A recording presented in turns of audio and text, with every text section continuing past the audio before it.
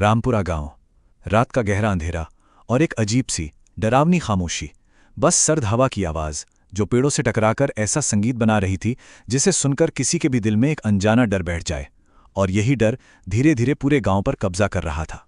तो चलिए, रामपुरा में जो कुछ भी हुआ उसकी एक एक परत को खोलते हैं। सबसे पहले देखेंगे कि गांव में डर कैसे फैला, फिर जानेंगे कि शराब का पहला शिकार कौन बना। इसके बाद सुरागों की तलाश होगी और हम पहुंचेंगे उस डायन के बदले और उस आखिरी आध्यात्मिक लड़ाई तक जिसने उस गांव की किस्मत ही बदल दी। देखिए, कई हफ्तों से गांव में कुछ ठीक नहीं चल रहा था। एक अनजाना साया जैसे सब पर मंडरा रहा था। लोग रात में चौपाल पर लालटेन की हल्की सी रोशनी में जमा होते और उनकी कानाफूसी में बस एक ही सवाल होता, आखिर हमारे गांव को हो क्या गया है। हर किसी के चेहरे पर खौफ साफ दिखाई दे रहा था। और भीड़ में से निकली यही आवाज। ये सिर्फ एक शक नहीं था, ये गांव वालों के उस गहरे डर की चीख थी कि किसी ने उन पर काला जादू, मतलब टोटका कर दिया है। और यही डर, यही शब्द इस पूरी कहानी का सेंटर पॉइंट है। तो आखिर ये टोटका है क्या? देखिए, इसे सिर्फ एक अंधविश्वास कह देना सही नहीं होगा। ये एक ऐसा खतरनाक अनुष्ठान माना जाता है जिससे किसी की आत्मा तक को काबू में किया जा सकता है।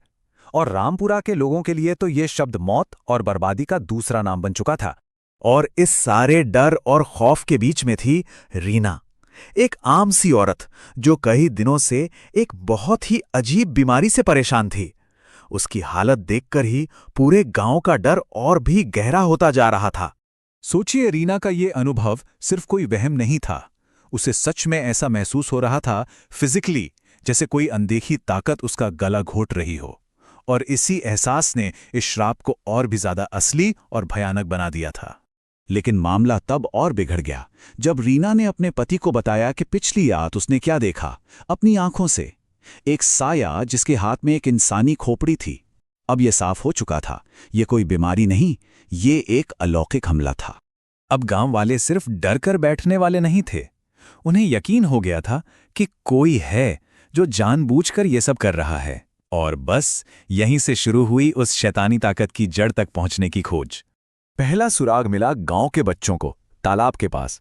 कुछ नींबू, कोयले की राख और लाल धागे में बंधी हुई कुछ हड्डियां। गांव वालों के लिए ये एकदम साफ संकेत था, ये टोटके की निशानियां थीं। उनके डर पर अब पक्की मोहर लग चुकी थी। लेकिन ये तो बस शुरुआत थी। जांच जैसे जैसे आगे बढ़ी, घटनाएं और भी खौफनाक होती गईं। पहली रात को पीपल के पेड़ के पास एक काली साड़ी वाली औरत दिखी। दूसरी रात एक अनदेखी ताकत रीना को दरवाजे की तरफ खींचने लगी। तीसरे दिन तो हद हो गई जब रीना के नाम की एक मिट्टी की गुड़िया जमीन में दबी मिली। और चौथी रात तक हर सबूत उसी एक रहस्यमयी औरत की तरफ इशारा कर रहा था। अब गांव वालों का सब्र जवाब दे चुका था। गांव के पंडित जी की अगुवाई में सब उस रहस्यमयी साये का सामना करने को तैयार थे। हवा में एक अजीब सा तनाव था, क्योंकि सबको पता था कि आज रात या तो ये श्राप टूटेगा या सब कुछ खत्म हो जाएगा। लेकिन सवाल तो वही था, आखिर कौन था वो? किसे इस गांव से इतनी नफरत हो सकती थी? कौन था जो एक बेकसूर औरत की जान लेना चाहता था? और तभी अंधेरे से वो आवाज गूंजी। वो जगनी थी, एक ऐसा नाम जिसे गांव वाले शायद भूल चुके थे, लेकिन वो अपना अपमान कभी नहीं भूली थी। इस एक खुलासे ने गांव वालों के पैरों तले जमीन खिसका दी। जगनी सिर्फ एक डायन नहीं थी, वो एक मां थी। एक ऐसी मां जिसे अपशकुनी का ताना देकर गांव से निकाल दिया गया था। उसके बच्चे भूख से तड़प तड़प कर मर गए और अब वो अपना बदला लेने लौटी थी। उसकी कहानी दर्द और तिरस्कार से लिखी गई थी। तो अब मंच तैयार था। एक तरफ थी गांव के पंडित की आस्था और मंत्रों की शक्ति, और दूसरी तरफ थी जगनी की सालों की नफरत और उसका काला जादू। ये अच्छाई और बुराई की आखिरी लड़ाई होने वाली थी। और लड़ाई एकदम बराबर की थी। एक तरफ पंडित जी के पास पवित्र मंत्र और गंगा जल की ताकत थी, तो दूसरी तरफ जगनी ने अपने ही खून का इस्तेमाल करके प्रेतों को बुला लिया था। ये सिर्फ दो इंसानों की नहीं, बल्कि दो अलग अलग दुनियाओं की शक्तियों की जंग थी।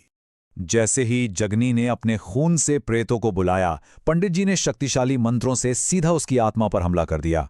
गंगा जल छिड़कते ही रीना आजाद हो गई और जगनी की सारी काली ताकत उसी के मटके में कैद होकर आग में जलकर राख हो गई। इस युद्ध में आखिर में आस्था की ही जीत हुई। जगनी के खत्म होने के बाद पूरे गांव की शुद्धि की गई। हर घर में पवित्र हवन हुआ, गंगा जल छिड़का गया ताकि उस बुरी छाया का थोड़ा सा भी अंश बाकी ना रहे। धीरे धीरे गांव में वापस शांति लौट रही थी। पर कहानी यहाँ खत्म नहीं होती। गांव वाले कहते हैं कि आज भी उस पुराने पीपल के पेड़ के पास से रात में अजीबोगरीब आवाजें आती हैं, जैसे जैसे जगनी की आत्मा को अब तक शांति नहीं मिली है। और ये हमें एक बहुत ही गहरे सवाल पर लाकर छोड़ देता है। क्या बुराई को कभी पूरी तरह से खत्म किया जा सकता है, या फिर वो एक याद, एक साई की तरह हमेशा हमारे बीच ही रहती है?